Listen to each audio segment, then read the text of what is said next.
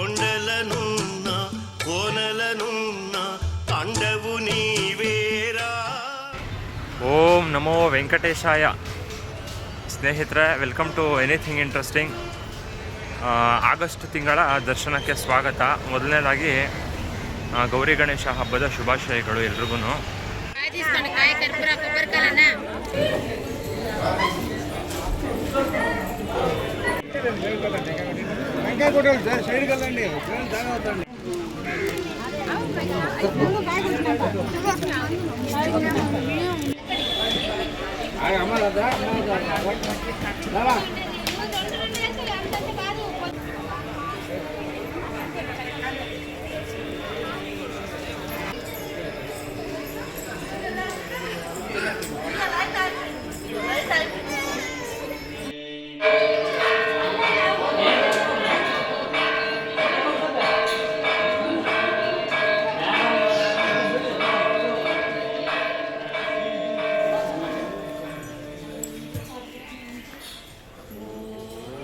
ನೋಡಿ, ಇದು ತಿರುಮಲ ಬೆಟ್ಟ.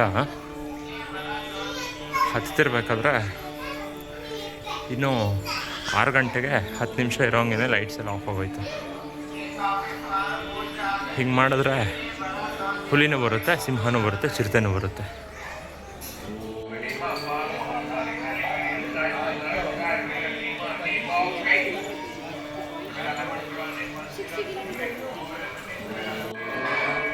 ನೋಡಿ, ಜನ ಎಲ್ಲ ತಿರುಮಲ ಬೆಟ್ಟ ಹತ್ತಾ ಇದ್ದಾರೆ. ಇಲ್ಲಿ ಲೈಟ್ಗಳಿಲ್ಲ, ಹಾಗೆ ಹತ್ತಿದ್ದಾರೆ. ಕತ್ಲಿದೆ, ಹಾಗೆ ಹತ್ತಾ ಇದ್ದಾರೆ ಜನ. ಅಲ್ಲಿ ಒಂಚೂರು ಬೆಳಕಿದೆ, ಆದರೆ ಇಲ್ಲೆಲ್ಲ ಲೈಟ್ಗಳು ಆಫ್ ಆಗೋಗಿದ್ದಾವೆ. ಅವನು ಎಲೆಕ್ಟ್ರಿಷಿಯನ್ ಹೆಡ್ಗೆ ಸ್ವಲ್ಪ ತಲೆ ಬೇಡವಾ? ಮಳೆಗಾಲ, ಸೂರ್ಯೋದಯ ಲೇಟಾಗುತ್ತೆ, ಲೈಟ್ಗಳು ಆಫ್ ಆಗೋಲ್ಲ. ಟೈಮಿಂಗ್ ಚೇಂಜ್ ಮಾಡಬೇಕು ಅಂತ ಅಂದ್ಬಿಟ್ಟು 5:45 ಆಫ್ ಆಗೋದು ಲೈಟ್ಗಳು. ನೋಡ್ರಿ, ಇಲ್ಲಿ ಕತ್ಲೆ ಇದೆ. ಬೆಳಕಿಗೆ ಬರ್ತಾ ಇದೆ, ಈ ಕಡೆ ಬೆಳಕಿದೆ, ಆದರೆ ಬೆಟ್ಟ ಸೆಂಟ್ರಲ್ಲಿ ಇರೋದ್ರಿಂದ ಇಲ್ಲಿ ಕತ್ಲಿದೆ.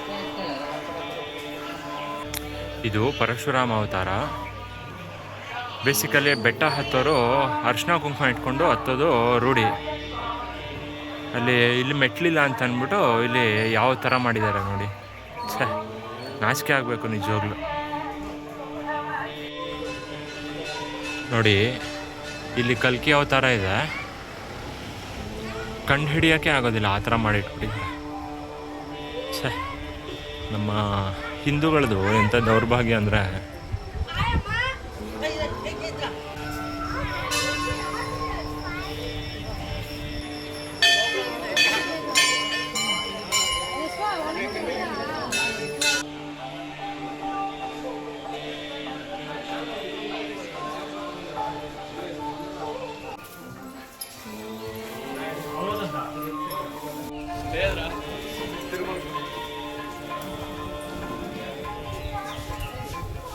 ನಮ್ಮ ಹಿಂದೂಗಳ ದೌರ್ಭಾಗ್ಯ ಏನಂದರೆ, ಮುಸ್ಲಿಮ್ಸವರು ಅವ್ರ ಮಸೀದಿಗಳನ್ನ ಚೆನ್ನಾಗಿ ಇಟ್ಕೋತಾರೆ, ಕ್ರಿಶ್ಚಿಯನ್ಸು ಚರ್ಚ್ಗಳನ್ನ ಚೆನ್ನಾಗಿ ಇಟ್ಕೋತಾರೆ. ಬಟ್ ನಾವೇ ದೇವಸ್ಥಾನಗಳನ್ನ ಈ ಥರ ಹಾಳು ಮಾಡೋದು ಅಲ್ವಾ? ಹೋಗಿಂದ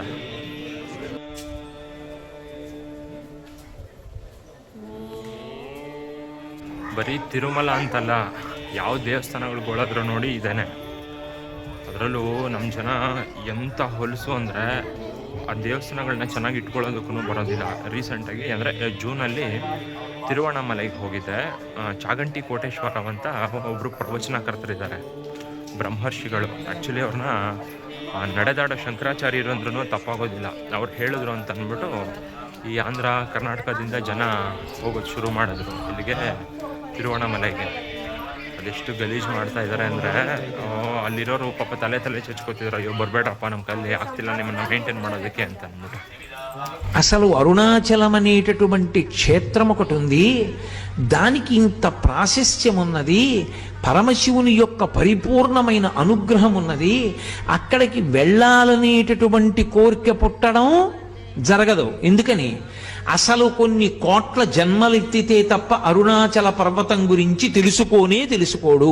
చాగంటి కోటేశ్వರ ಅವರು ಅರುಣಾಚಲ ಅಂದರೆ ತಿರುವಣ್ಣಾಮಲೈನ ಅರುಣಾಚಲ ಗಿರಿ ಪ್ರದಕ್ಷಿಣೆ ಮಾಡಿದ್ರೆ ತುಂಬ ಒಳ್ಳೆಯದು ಅಂತ ಹೇಳಿದ್ರು. ಅವ್ರು ಹೇಳಿರೋ ಉದ್ದೇಶನೇ ಒಂದು, ಅಲ್ಲಿ ಜನ ಹೋಗಿ ಮಾಡ್ತಿರೋದೇ ಇನ್ನೊಂದು. ಒಂದೆರಡು ಮೂರು ವಿಡಿಯೋ ತೊಗೊಂಡಿದ್ದೆ, ಎಷ್ಟು ಹೊಟ್ಟೆ ಉರಿತು ಅಂದರೆ ನೋಡ್ಬಿಟ್ಟು ಅದು ಯಾರಿಗೂ ಅರ್ಥ ಆಗ್ತಿಲ್ಲ. ನೋಡಿ, ಈಗ ನಾವು ನಡ್ಕೊಂಡು ಹೋಗ್ತಿರೋ ದಾರಿನೂ ಅಷ್ಟೇ, ಪ್ರತಿಯೊಂದು ಕಂಬದ ಮೇಲೂ ದೇವರದ್ದು ನಾಮಗಳು ಬರೆದಿದ್ದಾರೆ. ಅದನ್ನು ಓದ್ಕೊಂಡು ಹೋಗೋಣ ಅಂತಂದರೆ ಅಕ್ಕಪಕ್ಕದಲ್ಲಿ ಬರೆದಿದ್ದಾರೆ ನೋಡಿ, ಅಲ್ಲಿ ಈ ಥರ ಬರೆದಿರ್ತಾರೆ.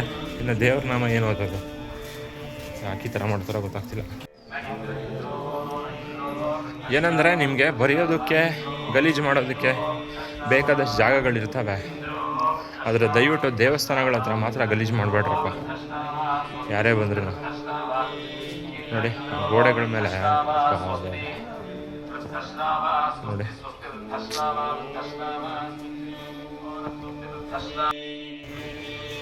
ಎರಡು ಸಲ ಎಕ್ಸ್ಪೆಕ್ಟ್ ಮಾಡಿದ್ದೆ, ಸಿಕ್ಕಿರಲಿಲ್ಲ. ಇವತ್ತು ಸಿಕ್ಕಿದೆ, ಏನು ಅಂತ ತೋರಿಸ್ತೀನಿ ರೀ. ಕಾಣಿಸ್ತಿದ್ಯಾ ಪೊಂಗಲ್ಲು? ಎಕ್ಸ್ಪೆಕ್ಟ್ ಮಾಡಿರಲಿಲ್ಲ ಪ್ರಸಾದ ಸಿಗುತ್ತೆ ಅಂತ ಅಂದ್ಬಿಟ್ಟು. ಎರಡು ಸಲ ಎಕ್ಸ್ಪೆಕ್ಟ್ ಮಾಡ್ಕೊಂಬಂದೆ, ಸಿಕ್ಕಿರಲಿಲ್ಲ. ಬಟ್ ಇವತ್ತು ಅನ್ಎಕ್ಸ್ಪೆಕ್ಟೆಡ್ ಆಗಿ ಪ್ರಸಾದ ಸಿಕ್ತು. ಬುಧವಾರ ಇವತ್ತು ಗಣೇಶ ಚತುರ್ಥಿ, ಇವತ್ತೇ ಸಿಕ್ಕಿದೆ ಪ್ರಸಾದ.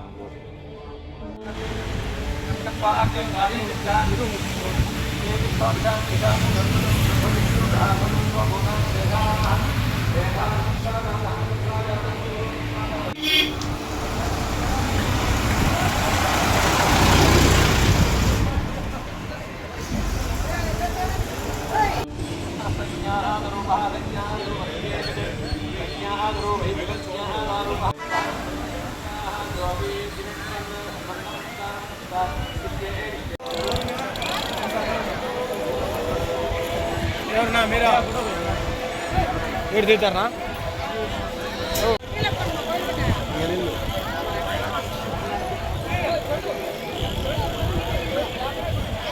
अंदर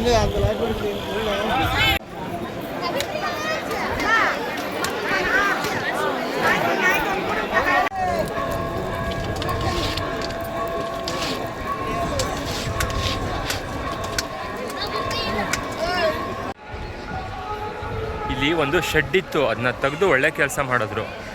ಇಲ್ಲಾಂದರೆ ದೇವಸ್ಥಾನ ಕಾಣ್ತಾನೆ ಇರಲಿಲ್ಲ. ಆ ಶೆಡ್ ತೆಗೆದಿರೋದಕ್ಕೆ ಈಗ ದೇವಸ್ಥಾನವೂ ಅಷ್ಟು ತುಂಬಾ ಚೆನ್ನಾಗಿ ಕಾಣಿಸ್ತದೆ. ಮೇಲೆಯಿಂದ ನಿಂತ್ಕೊಂಡು ನೋಡೋರೆ, ಇಲ್ಲಿ ಆಂಜನೇಯ ದೇವಸ್ಥಾನ ಹತ್ರ ನಿಂತ್ಕೊಂಡು ನೋಡೋರು.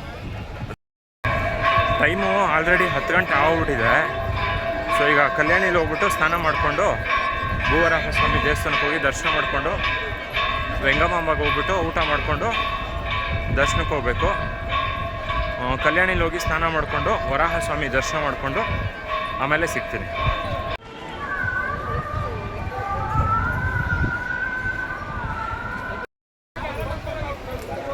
ಈಗಷ್ಟೇ ಶ್ರೀವಾರಿ ಪುಷ್ಕರಣಿಲಿ ಸ್ನಾನ ಆಯಿತು. ಭೂವರಾಹ ಸ್ವಾಮಿ ದೇವಸ್ಥಾನಕ್ಕೆ ಹೋಗಬೇಕು. ತುಂಬ ರಶ್ ಇದೆ, ತೋರಿಸ್ತೀನಿ ರೀ.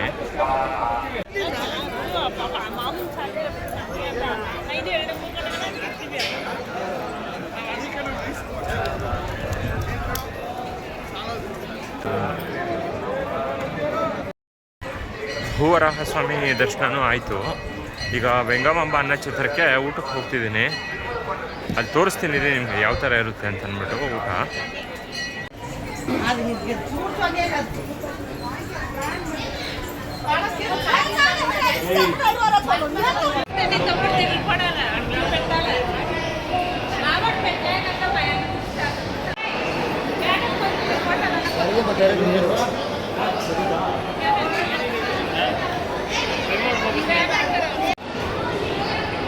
ಇವರೇ ತರಿಗೊಂಡ ವೆಂಗಮಾಂಬ ಅಂತ. ಇವ್ರ ಚರಿತ್ರೆ ತುಂಬಾ ಚೆನ್ನಾಗಿದೆ. ಡೈಲಿ ಇವರೇ ಬಂದು ದೇವರಿಗೆ ಆರತಿ ಕೊಡೋದು. ಆ ಆರತಿ ಕೊಟ್ಟ ಮೇಲೇ ದೇವರು ಮಲಗೋದು.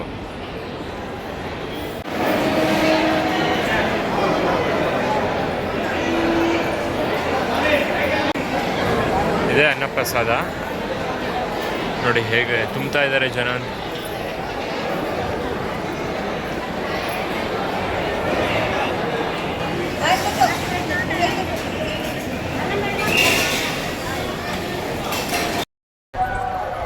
ಅಮ್ಮ ವೆಂಗಮಾಂಬ ಹೊಟ್ಟೆ ತುಂಬ ಅನ್ನ ಹಾಕಿ ಕಳಿಸ್ತಾಳೆ ಯಾವಾಗ ಬಂದ್ರೂ. ತಿರುಮಲದಲ್ಲಿ ಒಂದು ವಿಶೇಷ ಏನಂದರೆ ಯಾವಾಗ ಬಂದ್ರೂ ಯಾರು ಬಂದ್ರೂ ಹೊಟ್ಟೆ ಹಸ್ಕೊಂಡು ಮಾತ್ರ ವಾಪಸ್ ಹೋಗೋದಿಲ್ಲ. ಅಷ್ಟು ಹೊಟ್ಟೆ ತುಂಬ ಊಟ ಅಂತೂ ಸಿಗುತ್ತೆ. ಕಣ್ಣು ತುಂಬ ದರ್ಶನ, ಹೊಟ್ಟೆ ತುಂಬ ಊಟ ಎರಡಿದ್ರೆ ನಾನಂತೂ ತಿರುಮಲದಲ್ಲೇ ಇದ್ಬಿಡ್ತೀನಿ. ಇದು ನೆಕ್ಸ್ಟ್ ಮಂತಿಂದ ಬ್ರಹ್ಮೋತ್ಸವ ಶುರುವಾಗುತ್ತಲ್ಲ, ಅದಕ್ಕೆ ರಥ ಕಟ್ಟಿದ್ದಾರೆ. ಎಷ್ಟು ದೊಡ್ಡದಿದೆ ಗೊತ್ತಾ, ತುಂಬ ಅಂದರೆ ತುಂಬಾ ದೊಡ್ಡದಿದೆ. ನೆಕ್ಸ್ಟ್ ಮಂತು ಬ್ರಹ್ಮೋತ್ಸವಕ್ಕೆ ಬಂದರೆ ತೋರಿಸ್ತೀನಿ ರೀ ಇದನ್ನು. ನಾನು ಬರೋ ದಿನ ಗರುಡ ವಾಹನ ಇರುತ್ತೆ ಅನಿಸುತ್ತೆ, ಅವತ್ತು ತೋರಿಸ್ತೀನಿ ರೀ ನಿಮಗೆ ರಥ ಹೇಗಿದೆ ಅಂತ. ಎಲ್ಲ ಮುಗಿಸ್ಕೊಂಡು ದರ್ಶನಕ್ಕೆ ಹೋಗಬೇಕು. ಅದಕ್ಕಿಂತ ಮುಂಚೆ ಏನೋ ಒಂದು ತೊಗೋಬೇಕು, ಅದನ್ನ ತೋರಿಸ್ತೀನಿ ರೀ ನಿಮಗೆ. ತೊಗೊಂಡು ಫೈನಲಿ ತೊಗೊಂಡೆ, ಅದನ್ನು ತೊಗೊಂಡು ಬ್ಯಾಗಲ್ಲಿ ಇಟ್ಕೊಂಡಿದ್ದೀನಿ. ಬಟ್ ಅದೇನು ಅಂತ ಹೇಳೋದಕ್ಕಿಂತ ಮುಂಚೆ ದರ್ಶನಕ್ಕೆ ಹೋಗಿ ಬಂದುಬಿಡ್ತೀನಿ. ಯಾಕಂದರೆ ಅದು ದೇವಸ್ಥಾನದ ಒಳಗಡೆ ಒಂದು ಸಲ ಶುರು ಮಾಡಿಬಿಟ್ಟು ಮತ್ತು ಹೊರಗಡೆ ಬಂದು ಅದು ತೋರಿಸ್ತೀನಿ ಏನು ಅಂತ ಅಂದ್ಬಿಟ್ಟು. ಸೊ ಇವಾಗ ದರ್ಶನಕ್ಕೆ ಹೋಗ್ತಿದ್ದೀನಿ. ದರ್ಶನಕ್ಕೆ ಹೋಗಿ ಬಂದು ಮತ್ತೆ ಸಿಗ್ತೀನಿ. ಕ್ಯೂಗೆ ಬಂದೆ ಕೊನೆಗೆ. 300 ರೂಪಾಯಿದು ಖಾಲಿ ಇದೆ, ಪರವಾಗಿಲ್ಲ. ಇವತ್ತು ಹಬ್ಬ, ಗಣೇಶ ಹಬ್ಬ, ಜಾಸ್ತಿ ಜನ ಇರ್ತಾರೆ ಅಂದ್ಕೊಂಡೆ, ಆದರೂ ಖಾಲಿ ಇದೆ ನೋಡಿ. ಎಕ್ಸ್ಪೆಕ್ಟ್ ಮಾಡ್ದಂಗೆ ಖಾಲಿನೇ ಇದೆ. ಖಾಲಿ ಅಂದರೆ ಫುಲ್ ಖಾಲಿ ಇದೆ, ಅದೇ ಖುಷಿ. ಇದು ಲಗೇಜ್ ಡೆಪಾಸಿಟ್ ಕೌಂಟರು, ಅದು ಟಿಕೆಟ್ ಸ್ಕ್ಯಾನು. ಫುಲ್ ಖಾಲಿ ಇದೆ, ಪರವಾಗಿಲ್ಲ, ನಿಧಾನವಾಗಿ ಹೋದರೂ ನಡೆಯುತ್ತೆ. A few moments later. ಎಲ್ಲ ಮುಗೀತು, ದರ್ಶನ ಆಯಿತು. 1 ಗಂಟೆಗೆ ದರ್ಶನಕ್ಕೆ ಹೋಗಿದ್ದಕ್ಕೆ 2:30ಗೆಲ್ಲ ಆಚೆ ಬಂದುಬಿಟ್ಟೆ. ಜಸ್ಟ್ 1.5 ಅವರಲ್ಲಿ ದರ್ಶನ ಆಗೋಯ್ತು. ಬಟ್ ಏನಂದರೆ ಲಡ್ಡು ಕೌಂಟ್ರಲ್ಲಿ ಜಾಸ್ತಿ ಟೈಮ್ ಆಗೋಯ್ತು. ದರ್ಶನಕ್ಕಿಂತಲೂ ಜಾಸ್ತಿ ಟೈಮ್ ಹಿಡಿತು ಲಡ್ಡು ಕೌಂಟ್ರಲ್ಲಿ. ಸೊ ಆಗಲೇ ಹೇಳಿದ್ದೆಲ್ಲ ಏನೊಂದು ತೊಗೊಂಡಿದ್ದೀನಿ ಅಂತ ಅಂದ್ಬಿಟ್ಟು ತೋರಿಸ್ತೀನಿ ರೀ.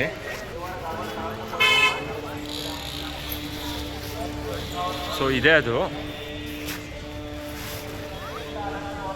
ಗೋವಿಂದ ಕೋಟಿ ಬುಕ್ ತೊಗೊಂಡಿದ್ದೀನಿ. ಅದನ್ನು 1 ಕೋಟಿ ಸಲ ಬರೆದ್ರೆ ವಿಶೇಷ ದರ್ಶನ ಇರುತ್ತೆ. ಹಾಗಾಗಿ ಇವತ್ತಿಂದ ಸಂಕಲ್ಪ ತಗೊಂಡು ಬರೆಯೋಣ ಅಂತ ಇದ್ದೀನಿ. ನೋಡೋಣ ಎಷ್ಟು ವರ್ಷಕ್ಕೆ ಮುಗಿಯುತ್ತೋ. ಅದನ್ನ ಮುಗಿಸೋದಕ್ಕೆ 3 ವರ್ಷ ಬೇಕು. ನೋಡೋಣ, ಆದಷ್ಟು ಬೇಗನೆ ಮುಗಿಸ್ತೀನಿ. ಈ ವಿಡಿಯೋನ ಇಲ್ಲಿಗೆ ಎಂಡ್ ಮಾಡ್ತೀನಿ. ಸೊ ಮತ್ತು ನೆಕ್ಸ್ಟು ಸೆಪ್ಟೆಂಬರ್ ತಿರುಮಲ ವಿಡಿಯೋದಲ್ಲಿ ಸಿಗೋಣ. ಅಲ್ಲಿವರೆಗೂ ಶ್ರೀ ವೆಂಕಟೇಶ್ವರ ಚರಣಂ ಶರಣಂ ಪ್ರಪದ್ಯೆ.